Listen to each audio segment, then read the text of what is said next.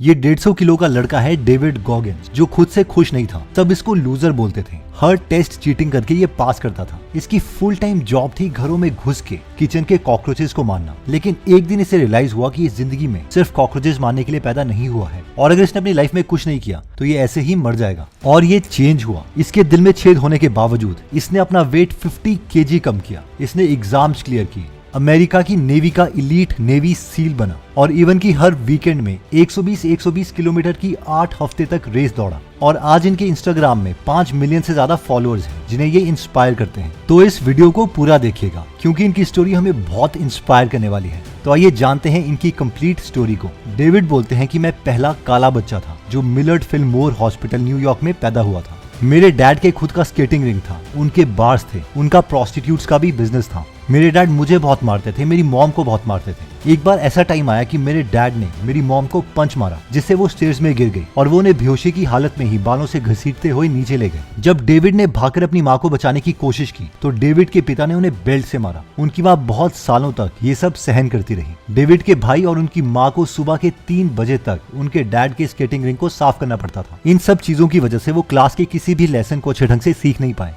David कहते हैं कि जब मैं 8 साल का हुआ तो मेरी माँ ने थोड़ी हिम्मत दिखाई और मेरे डैड को छोड़ दिया। उसके बाद वो ब्राजीलियन इंडियाना नाम के एक छोटे गांव में शिफ्ट हो गए। लेकिन वहां पर भी एक बड़ा चैलेंज आया। वहां पर स्कूल में डेविड को कुछ समझ नहीं आता था, इसलिए उन्होंने चीटिंग करना स्टार्ट कर दिया। उन्होंने चीटिंग करके ही हाई स्कूल भी पास किया। वहां पर बहुत से बच्चे उन्हें काला काला कहकर बुलाते थे। कहीं लोग उनकी नोटबुक में लिख देते, nigger we will kill you. David को इन बातों से बहुत गुस्सा आता। एक बार डेविड और उनका कजन भाई सड़क से जा रहे थे। एक कार वहां से जा रही थी। उस कार में से एक गोरे लड़के ने चिल्लाकर कहा, अबे काले लड़कों, ओ काले लड़कों। डेविड और उनके भाई ने इसे इग्नोर कर दिया। लेकिन कुछ देर के बाद वो कार रुक गई। वो लड़का गाड़ी से उतरा और उसने बंदूक निकालकर डेविड के सर पर लगा दिया। डेविड डर गए, लेकिन उन्होंने कुछ भी नहीं किया। कुछ देर के बाद वो लड़का वापस कार में बैठा और चला गया। डेविड को बहुत गुस्सा आया कि उन्होंने तो कुछ भी गलत नहीं किया था, पर फिर भी लोग उन्हें क्यों हर्ट करते हैं। वो इन सब चीजों से बहुत परेशान हो गए थे, इसलिए उन्होंने वही कर दिया जो बाकी लोग चाहते थे। डेविड ने गुंडों की तरह ढीले कपड़े पहनना स्टार्ट कर दिया और अजीब सा हेयर स्टाइल रखा। उनके नाना ने उन्हें जन्मदिन पर एक सेकंड हैंड कार दी थी। डेविड ने उस कार में एक बहुत बड़ा लाउड स्पीकर लगाया और फिर ऊंची वॉल्यूम में म्यूजिक चलाना शुरू कर दिया। वो गाड़ी चलाकर स्कूल पहुंचते थे और बहुत ही तेज आवाज में म्यूजिक बजाया करते थे। डेविड ने उन लोगों के साथ वैसा ही एटीट्यूड दिखाना शुरू कर दिया जैसे वो लोग डेविड के साथ करते थे। उनके नाना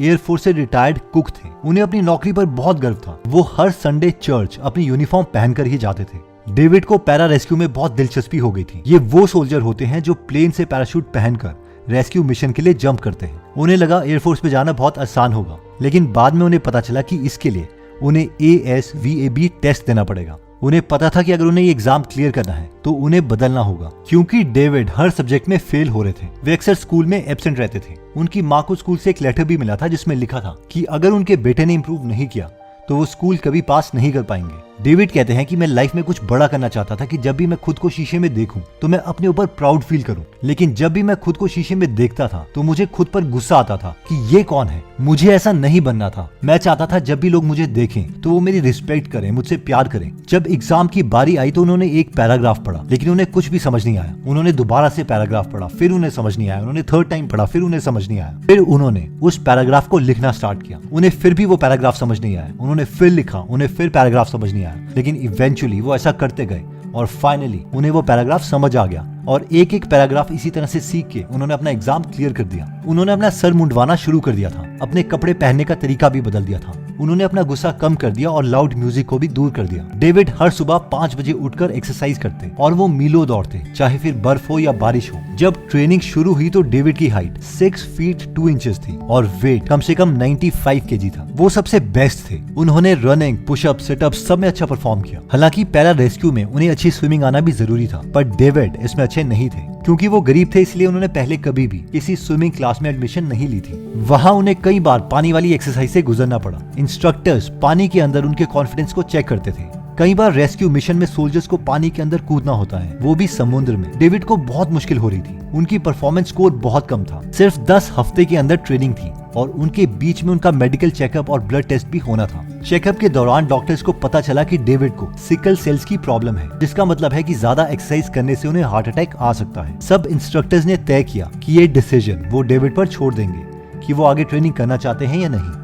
डेविड पानी के अंदर ट्रेनिंग की मुश्किलों को और बर्दाश्त नहीं कर पा रहे थे। उनके रिकॉर्ड में उन्हें पीछे हटने का कारण सिकल सेल्स बताया गया, लेकिन डेविड जानते थे कि उन्होंने हार मान ली थी और उन्होंने खुद को कभी पुश नहीं किया। वो खुद से बहुत नाराज थे। उन्होंने अपनी लाइफ को चेंज करने का एक मौका गंवा दिया था। वहां से छुट्टी मिलने के बाद हॉस्पिटल के कब्रिस्तान में सिक्योरिटी गार्ड की जॉब उन्होंने ज्वाइन कर ली। वहां पर उन्हें बहुत कम पैसे मिलते थे। अपने फेलियर से डील करने के लिए डेविड हद से ज्यादा खाने लग गए, जिसकी वजह से उनका वेट 150 केजीज हो गया। एक रात हॉस्पिटल में डेविड को एक लड़के से बात करने का मौका मिला जो इकोलैब नाम की कंपनी में काम करता था। वो एक पेस्ट कंट्रोल कंपनी थी। उसने कहा कि उसे फ्री में एक ट्रक मिलता है और उसके ऊपर हुक्म चलाने वाला बॉस नहीं है। उसे डेविड की सैलरी से 30% ज्यादा मिलता था। तो डेविड इस काम को करने के लिए तैयार हो गए। हालांकि वो काम करना थोड़ा मुश्किल था। डेविड को पूरी रात एक रेस्टोरेंट से दूसरे रेस्टोरेंट में चूहे और कॉकरोच मारने का काम मिला। ये लोग रेस्टोरेंट में जाकर गंदी किचन में चूहे पकड़ने के लिए ट्रैप लगाते और कॉकरोच मारने के लिए स्प्रे करते। एक बार एक रेस्टोरेंट में उन्हें किचन के बेसिन के नीचे कॉकरोचेस का बहुत बड़ा घर दिखा। उन्होंने उसके ऊपर स्प्रे किया। सारे कॉकरोचेस बाहर निकल गए। कुछ दीवार के ऊपर चढ़े, कुछ उनके ऊपर चढ़ गए। तब जाके उन्हें महसूस हुआ कि अब बहुत हो गया। वो उस रेस्टोरेंट से भाग गए। जब वो घर पहुंचे तो सबसे पहले उन्होंने नहा के खुद को साफ किया। जब वो नहाकर बाहर आए तो डेविड ने टीवी पर कमर्शियल देखा। वो नेवी सील के लिए था, जो दुनिया की सबसे मुश्किल ऑपरेशन फोर्स है। उसमें कमांडिंग ऑफिसर्स बोल रहे थे कि हमें ऐसे आदमी की जरूरत है जो एवरेज होना पसंद नहीं करते और जिन्हें चैलेंजेस पसंद हो। डेविड को ऐसा लगा कि इनडायरेक्टली वो उन्हीं से बात कर रहे हैं। वो अपनी लाइफ से थक चुके थे। अब वो अपने आप को दोबारा से साबित करना चाहते थे। डेविड ने काम करना शुरू कर दिया। वो सुबह 4 बजे उठते, ब्रेकफास्ट के लिए केला खाते और 2 घंटे तक जिम में साइकिलिंग करते और साइकिलिंग करते हुए वो दोबारा से ASVAB की किताबें पढ़ते। उसके बाद 2 घंटे पूल में स्विमिंग की प्रैक्टिस करते। उसके बाद जिम में बेंच प्रेस और टांगों की एक्सरसाइज करते। रात के डिनर में वे सब्जियां खाते थे। सोने से पहले वो फिर 2 घंटे तक साइकिलिंग करते। उन्होंने पुशअप्स, पुलअप्स और 4 किलोमीटर रन को भी अपने रूटीन में शामिल कर दिया था। उन्होंने टेस्ट के लिए जो कम से कम जरूरी रिक्वायरमेंट्स थी उसे पूरा कर लिया था। डेविड बहुत खुश थे। उन्होंने अपनी माँ को फोन किया और ये खुशखबरी सुनाई। सील के लिए जितना वजन चाहिए था उन्होंने वो अभी अचीव कर लिया था, लेकिन ये तो बस अभी स्टार्टिंग थी। बर्ड्स नेवी सील बनने के लिए 6 महीने की ट्रेनिंग होती है। ये 3 फेजेस में डिवाइडेड है। पहले फेज में फिजिकल ट्रेनिंग पार करनी पड़ती है, दूसरे फेज में डाइविंग ट्रेनिंग होती है और तीसरे फेज में वॉर की ट्रेनिंग होती है। इस ट्रेनिंग को एवरेज सिर्फ 20% ही लोग पूरा कर पाते हैं। बहुत से ट्रेनी बीच में ही छोड़ के चले जाते हैं, क्योंकि इसमें सिर्फ फिजिकल ताकत नहीं बल्कि उनकी सहन करने की मेंटल एबिलिटी को भी टेस्ट किया जाता है। डेविड 2 बार इस ट्रेनिंग में फेल हो गए। पहली बार उनको डबल निमोनिया हो गया था, दूसरी बार उनका घुटना टूट गया था और फिर भी उन्होंने हार नहीं मानी और तीसरी बार ट्राई किया तो वो नेवी सील बन गए। डेविड को लास्ट चांस दिया गया था और कहा गया था कि इस बार उन्हें चोट लगती है तो बस यहाँ पर सब खत्म हो जाएगा। इसीलिए उन्होंने सोच लिया था कि अगर उनकी हड्डी भी टूट गई तो भी वो हार नहीं मानेंगे। डेविड अकेले ऐसे शख्स हैं जिन्होंने 3 बार नेवी सील के लिए ट्राई किया, लेकिन एंड में वो सक्सेसफुल हुए। सब लोग डेविड से पूछते हैं कि तुम नेवी सील ट्रेनिंग में 18 महीने कैसे रहे? ये ट्रेनिंग तो सिर्फ 6 महीने की होती है। तुमने 3 बार हेल वीक को कैसे कंप्लीट किया? क्योंकि बहुत सारे ट्रेनी तो इसे बीच में ही छोड़ के चले जाते हैं। तो डेविड कहते हैं कि जिस भी ट्रेनी से ये हेल वीक नहीं सहन होता तो उन्हें हार मानने के लिए पहले 3 बार घंटी बजानी पड़ती है और फिर अपने हेलमेट को सीमेंट के पैच पर रखना पड़ता है। पर डेविड उनमें से एक नहीं बनना चाहते थे। डेविड ने ये सीख लिया था कि अपने माइंड को वो कैसे कंट्रोल कर सकते हैं। नेवी सील बनने के बाद भी डेविड रुके नहीं। वे अपने आप को चैलेंज करने के लिए बहुत सारे रास्ते निकालते रहे। उन्होंने आर्मी रेंजर्स स्कूल ज्वाइन किया और वहां से ऑनर मैन अवार्ड के लिए ग्रेजुएट हुए। डेविड ने 2 साल पहले हायरिंग ऑफिसर्स के रूप में भी काम किया। वे एक स्कूल से दूसरे स्कूल जाते थे और अपनी स्टोरी शेयर करके स्टूडेंट्स को इंस्पायर करते। डेविड का मैराथन और ट्राई एथलीट में भी सक्सेसफुल करियर रहा। उन्होंने San Diego 1 day ultra marathon में हिस्सा लिया, जहां उन्हें 24 घंटे में 120 किलोमीटर दौड़ना पड़ता है। डेविड ने इसे 19 घंटे में ही पूरा कर लिया। इसके बाद उन्होंने लास वेगास मैराथन और हवाई में हर्ट 100 में भी हिस्सा लिया। डेविड ने इस मैराथन में इसीलिए हिस्सा लिया ताकि उन्हें बैड वाटर अल्ट्रा मैराथन में बुलाया जाए। वो स्पेशल ऑपरेशन वॉरियर फाउंडेशन के लिए भी पैसे जमा करना चाहते थे। ये ऑर्गेनाइजेशन शहीद सैनिकों के बच्चों को स्कूल और कॉलेज में स्कॉलरशिप देती है। Bad water ultra marathon 150 kilometre की दूरी तय करनी होती है। ये दुनिया की सबसे मुश्किल फुट रेस मानी जाती है। डेविड पहली बार में 5th पोजीशन पर आए, दूसरी बार में 3rd पोजीशन पर, और इस तरह से उन्होंने इस ऑर्गेनाइजेशन के लिए 15 करोड़ रुपीस जमा किए। अल्ट्रा मैराथन जीतने के बाद डेविड ट्राई एथलीट में शामिल हुए। उन्होंने 2006 में अल्ट्रा वर्ल्ड चैंपियनशिप और 2008 में आयरन मैन वर्ल्ड चैंपियनशिप में हिस्सा लिया। जैसे वे हमेशा कहते हैं, उन्होंने अपने माइंड और बॉडी को तैयार कर लिया था वो सुबह जल्दी उठकर बहुत दूर तक दौड़ते थे, कई घंटों तक स्विमिंग करते रहते और बाइक पर पसीना बहाते। डेविड ने रेस के दौरान भी बहुत सारी मुश्किलें महसूस की, खुद पर कभी कभी डाउट भी किया, पर इन सब के बावजूद उन्होंने कभी भी क्विट नहीं किया। 2009 में ये रेस ऑफ अमेरिका के लिए ट्रेनिंग ले रहे थे। इस रेस में बाइक पर अमेरिका के बहुत सारे स्टेट्स को कवर करना था। डेविड जो भी स्टेट कवर करते थे उनके माइल्स रिकॉर्ड कर रहे थे, लेकिन उनका दिल 150 बीट्स पर मिनट पर धड़क रहा था, जिसकी वजह से उन्हें कुछ अजीब सा महसूस होने लगा। जब वो डॉक्टर्स के पास गए तो डॉक्टर ने उन्हें कहा कि उन्हें ASD है।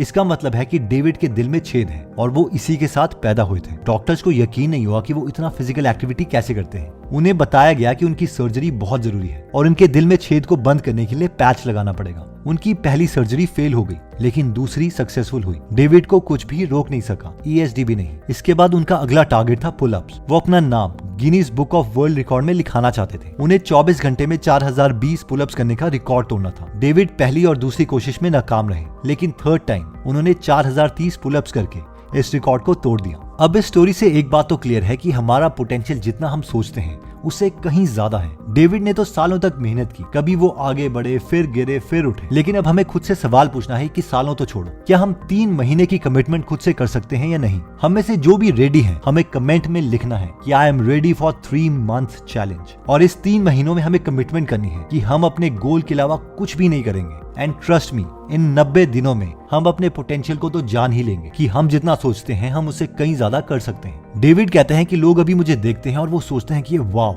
ये तो अपनी गेम में बेस्ट है। लेकिन डेविड कहते हैं कि ऐसा नहीं है। अभी भी जब मैं सुबह उठता हूँ तो मुझे सुस्ती आती है और मैं खुद से कहता हूँ, क्या कर रहा है यार, सब तुझे देख रहे हैं, तुझसे इंस्पायर हो रहे हैं, तुझे वो इंसान बनना ही पड़ेगा जो सब लोग तुझे सोचते हैं। इसलिए बेड से उठ, निकल और जिम जा। इन शॉर्ट, वो अभी भी मेहनत करते हैं। दोस्तों, ये वीडियो हमने डेविड गॉगिन्स की बुक कांट हर्ट मी से बनाई है। तो अगर आप इसकी कंप्लीट बुक समरी या इसके अलावा बाकी दिग्गजों की बुक पढ़ना या सुनना चाहते हैं, जैसे कि APJ Abdul Kalam sir, Elon Musk, Ratan Tata sir etcetera, तो आप गीगल एप्लीकेशन डाउनलोड कर सकते हैं, जहां पर 1200 से ज्यादा हिंदी और इंग्लिश में बुक समरीज अवेलेबल है। और अभी इसमें ऑफर भी चल रहा है, जिसमें 1 साल के सब्सक्रिप्शन और डिजिटल मार्केटिंग कॉपीराइटिंग कोर्स, जिसकी वर्थ 18,848 रुपीज है, वो सिर्फ 499 रुपीज में अवेलेबल है। तो अगर आप इस एप्लीकेशन में इंटरेस्टेड हैं तो उसका लिंक हम डिस्क्रिप्शन और फर्स्ट कमेंट में दे देंगे। एनीवेज दोस्तों, अगर आप ऐसी नॉलेजेबल वीडियोस मिस नहीं करना चाहते तो सब्सक्राइब करने के बाद बेल का बटन दबाना मत भूलिएगा। आप कमेंट करके ये भी बता सकते हैं कि आप नेक्स्ट वीडियो किस टॉपिक पर चाहते हैं। जल्दी हम आपसे दोबारा मिलेंगे।